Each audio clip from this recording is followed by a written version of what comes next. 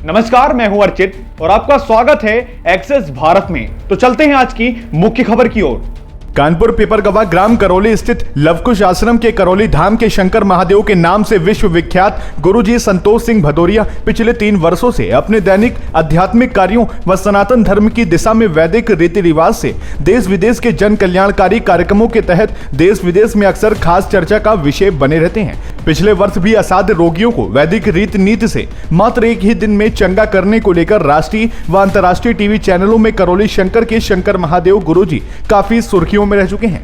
इसके बावजूद करौली सरकार के शंकर महादेव गुरुजी को अपने आध्यात्मिक वैदिक ज्ञान पर पूरा भरोसा है कि उन्हें कोई भी चैलेंज नहीं कर सकता और आज तपस यात्रा अपने रास्ते को तैयार करते हुए पूरे भारत को नशा मुक्त, रोग मुक्त, शोक मुक्त भारत का संदेश देने का लक्ष्य तय किया है, जिसके तहत उन्होंने कठिन व जटिल तपस्या यात्रा व दंडवत यात्रा करने का काम पिछले कई महीनों से जारी कर रखा है। इसी संकल्प के तहत अब स्वयं करौली शंकर महादेव अपनी तपस्थली के आसन से उठकर स्वयं लवकुश आश्रम करौली शंकर धाम से पैदल चलकर कानपुर के सरसैया घाट तक शोक मुक्त, रोग मुक्त, नशा मुक्त भारत के संकल्प को लेकर पदयात्रा करने का बेड़ा उठाया है। करौली सरकार के शंकर महादेव गुरुजी के समर्थन में पूरे देश में शंकर सेना निरंतर गुरुजी के निर्धारित लक्ष्य को लेकर दिन रात शंकर सेना के सदस्य समर्पित रहते हैं। इसी क्रम के तहत शंकर सेना उत्तर प्रदेश के अध्यक्ष सुबोध चोपड़ा ने बताया कि आरोप प्रत्यारोप से हमारे गुरुजी के ऊपर कोई फर्क नहीं पड़ता। आज तो कलयुग है, सतयुग और द्वापर तक में तमाम ऋषि मुनियों पर भी आरोप प्रत्यारोप लग चुके हैं। उदाहरण के तौर पर डाकू अंगुलीमाल, जो कि बाद में ऋषि वाल्मीकि के रूप में रामायण की रचना की, वही कालिदास जिन्हें महामूर्ख का दर्जा दिया जाता था, उन्होंने पूरे विश्व को एक महाकाव्य लिखकर बता दिया कि व्यक्ति के अतीत को नहीं वर्तमान को देखा जाता है।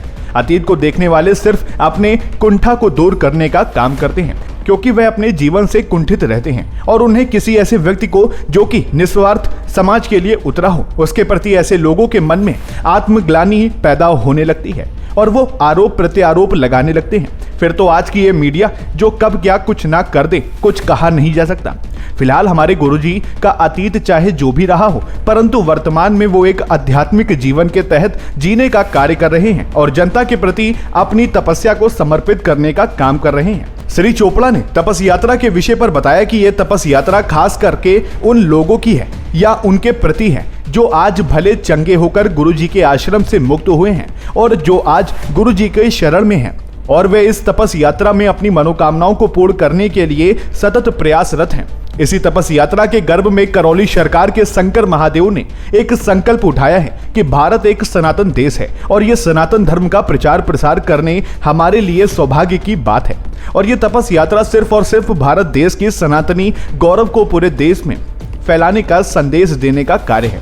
जिस संकल्प के तहत करौली सरकार के शंकर महादेव गुरुजी ने यह संकल्प लिया है, उनके प्रति सद्भाव पूर्वक शंकर सेना करौली सरकार शंकर महादेव गुरुजी के साथ हमेशा कदम से कदम मिलाकर चलने के लिए वचनबद्ध है। श्री चोपड़ा ने तपस यात्रा के विषय पर बताया कि करौली आश्रम से चलकर सरसैया घाट पर यह तपस यात्रा समाप्त हुई, जहां रात 8 और 9 के बीच में गंगा मैया को विशाल चुनरी पहनाकर दीपदान करते हुए मां गंगा की महाआरती हुई और प्रातः काल परम पूज्य शंकर महादेव गुरुजी द्वारा गंगा आचमन व रुद्राभिषेक का कार्यक्रम होगा।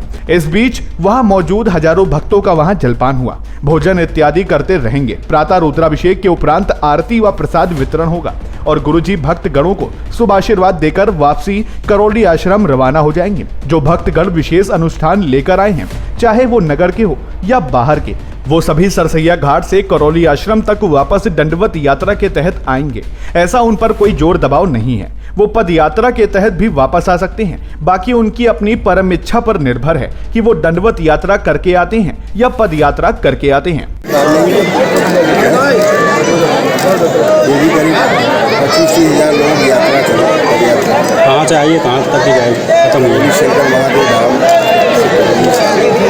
सरसैया घाट से गंगा मैया के तट तक यात्रा आई है। यात्रा करीब 7 घंटे में पूरी। ये यात्राएं तो चलती रहती दरबार में। वृंदावन धाम से करौली शंकर महादेव धाम तक, श्री काशी विश्वनाथ धाम से करौली शंकर महादेव धाम तक ये यात्रा चला करती है। दिन चलती है।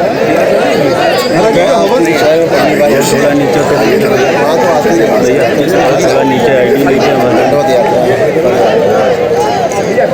महाराज जी हवन हुआ है इसके बारे में ये पितृ मुक्ति का हवन है। दरबार का लक्ष्य है कि हमारा भारत रोग मुक्त हो और शोक मुक्त हो, अर्थात शारीरिक और मानसिक व्याधियों से हटा लेते आप दे दें और वो तभी संभव है जब पितृ मुक्ति हो जाए। जब तक पितृ मुक्ति नहीं होती तब तक रोग और शोक से मुक्ति एकदम असंभव है।